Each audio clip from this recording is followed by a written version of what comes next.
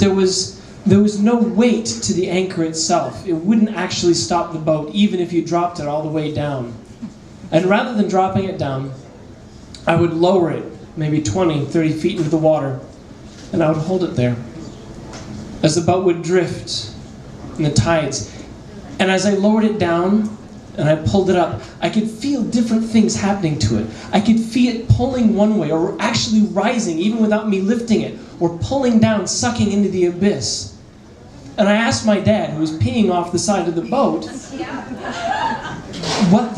how big the world was underneath. And he said, bigger than you. I had a dream that I was made of glass. And the only way that I could tell who I was and what I looked like was by finding myself in other pieces of glass around me. There's so many times in my life, and not necessarily good times, where I have found myself looking at myself going, is that who I am?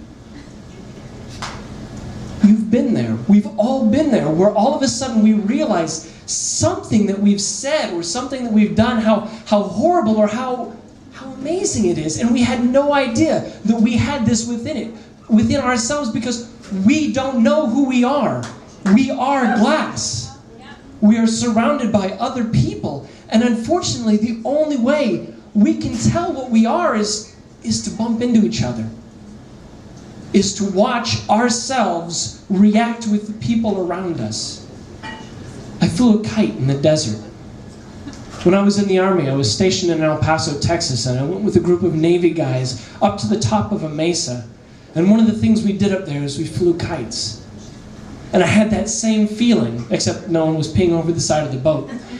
But I had this same feeling, holding the kite string and feeling it. I could see things. It looked so obvious, so clear.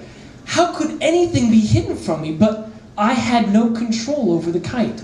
Or little control. Less than maybe I'd been led to believe. There's a Buddhist saying that says, I observe my body.